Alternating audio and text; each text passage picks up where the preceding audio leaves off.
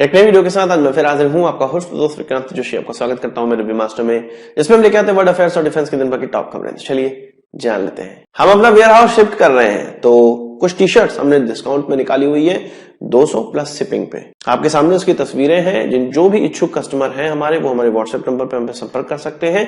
आपको ये T shirt deliver कर दी जाएंगी एज सुन एज पॉसिबल। अपनी सबसे पहली खबर की बात करेंगे तो सीसीएस के द्वारा जो अप्रूवल दिए गए हैं डिफेंस प्रोजेक्ट को, उनकी बात कर लेते हैं। कल मैंने आपको ब्रह्मोस के बारे में बताया था, जो कि 19,000 करोड़ रुपए का पूरा प्रोजेक्ट था। कुल मिला के 35,000 करोड़ रुपए के जो डिफेंस प्रोजेक्ट है उनको मंजूरी दी गई थी कैबिनेट कमेटी ऑन सिक्योरिटी के द्वारा। 19,000 करोड़ के बारे में मैंने आपको बता दिया। अब कुछ और डिटेल्स निकलकर सामने आई है, जिसमें कि लगभग 5,500 करोड़ रुपए का एक प्रोजेक्ट है, जिसमें हमारे यहाँ जो मिग 29 फाइटर जेट इस्तेमाल किए जाते हैं इंडियन एयरफोर्स में, उसके इंजन को रिप्लेस करना है।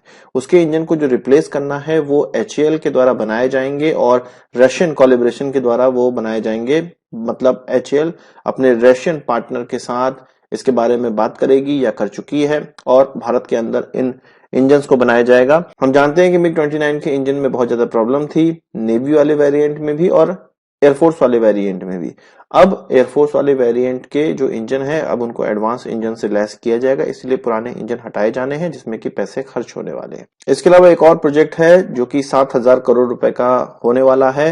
ये जो प्रोजेक्ट है वो है short range air defence system, और ये पूरी तरह से LNT के द्वारा बनाया गया है। LNT के द्वारा जिसको नाम दिया गया है वो इसको सुदर्शन कहते हैं। इसमें एक ऐसा रडार है, इसके अलावा थ्रेट आइडेंटिफिकेशन के लिए सिस्टम लगा हुआ है, साथ ही साथ ये ट्रैक कर सकता है, और इसमें फायर कंट्रोल रडार है और फायरिंग यूनिट भी लगा हुआ है। इसका मतलब ये है कि ये छोटी दूरी की मारक क्षमता वाला एक ऐसा गन है जिसको कि L-70 के नाम से भी जाना जाता है, और इस गन के माध्यम से जो लोअर एल्टीट्यूड पे उड़ने वाले कोई भी एयरक्राफ्ट हो या हेलीकॉप्टर्स हो या ड्रोन्स हो, इसके माध्यम से उसको मारकर गिराया जा सकता है।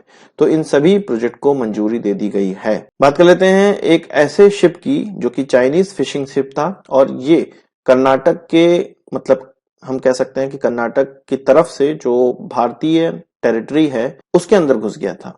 असल में कल एक वीडियो निकलकर सामने आई थी, एक नहीं 2 वीडियो निकलकर सामने आई थी, जिसमें कि चाइनीज फिशिंग बोट्स को दिखाया जा रहा था, और इसके कैप्टन के द्वारा ये वीडियोस ली गई थी, और ये दिखाया जा रहा था कि ये जो चाइनीज बोट हैं इनमें चाइना के झंडे लगे हुए हैं और ये भारतीय सीमा के अंदर प्रवेश कर रहे थे।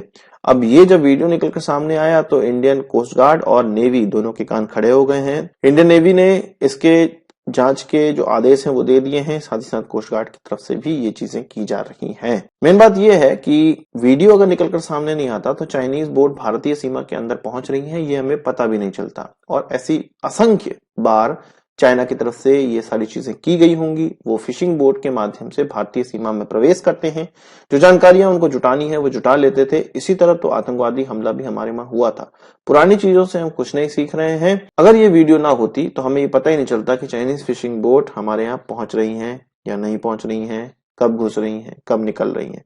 हो सकता है ये फेक वीडियो भी हो, पर इसकी जांच के आदेश दिए गए हैं और डिटेल तो तभी निकल कर आएगी। आपका इस चीज पर क्या कहना है कमेंट बॉक्स में जरूर बताइएगा। इसके अलावा बात कर लेते हैं PNS गाजी सबमरीन की, जो कि 1971 में मारकर डुबा दिया गया था भारतीय नेवी की तरफ से, और वाइजैक सिटी के कोस्ट पे ही ये डूबा था। अभी तक ये मिल नहीं पाया था, पर एक ऐसी एक्सरसाइज हो रही थी, इंडियन नेवी की एक्सरसाइज हो रही थी, जिसमें कि डीप सबमर्ज रेस्क्यू वेसल्स, जो कि सबमरीन में फंसे लोगों को निकालने के लिए इस्तेमाल की जाती है, उसका प्रयोग इस एक्सरसाइज में किया जा रहा था भारतीय नेवी की तरफ से। तब ये PNS गाजी दिख गया, डिस्कवर हो गया।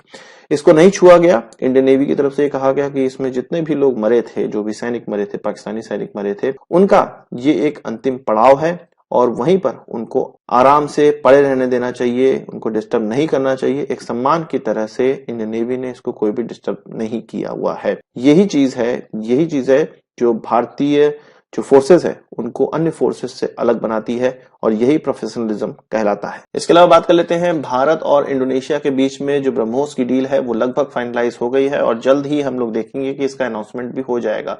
और ये कहा जा रहा था कि पिछले साल ही इसका अनाउंसमेंट हो सकता है, अंतिम जो महीना है दिसंबर में हो सकता था, पर इसमें अभी नया समय भी लग गया है, नया साल भी लग गया है, पर जल्द ही इसकी डील के फाइनलाइज होने का जो खबर है वो आने लगेगी और इंडोनेशिया दूसरा देश बनने वाला है ब्रह्मोस को खरीदने के मामले में अगर हम लोग बात करें तो। इसके अलावा 1-2 दिन पहले ये खबर आ रही थी कि कुछ ऐसे लोग हैं जो कि रशियन आर्मी को ज्वाइन कर चुके हैं, ऐसे भारतीय लोग हैं और रशियन आर्मी के एक सपोर्ट के तौर पे इनको पहले इंडक्ट किया गया था, रिक्रूट किया गया था एजेंट्स के द्वारा। अब इनको यूक्रेन बॉर्डर के अंदर भेज दिया गया है, यूक्रेन के अंदर भेज दिया गया है। कुछ को बुलेट्स भी लगी हैं और ये अपने घर वालों से बात नहीं कर पा रहे हैं।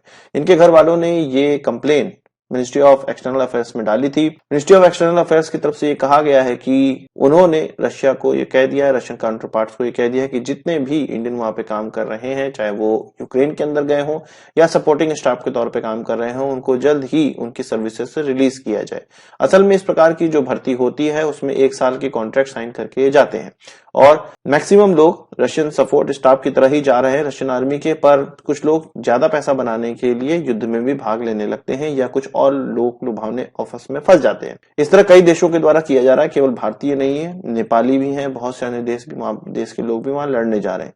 पर भारतीयों के परिवारजनों ने जब भारत सरकार के सामने गुहार लगाई तब ये एक्शन लिया गया है कि अब भारतीयों को वहां से बुलाया जाएगा। इसके अलावा वो भारतीयों से कह रहे हैं, अपील कर रहे हैं कि अगर आप इस तरह की चीजों में एजेंट के मामले में फंस रहे हैं तो हमसे संपर्क करिए। साथ ही साथ न जाने की हिदायत भी दी जा रही है। तो आज की इस वीडियो के लिए बस इतना ही। आशा करता हूँ कि वीडियो पसंद आया होगा। आप इसको एक बड़ा thumbs up जरूर देंगे। इस वीडियो संबंधी सवाल सुझाव को कमेंट बॉक्स में जरूर लाइएगा और यदि आपने हमारा चैनल सब्सक्राइब नहीं किया उसे भी कर लीजिए, क्योंकि हम इस प्रकार की वीडियो लाते रहते हैं। नमस्कार, थैंक यू, जय हिंद।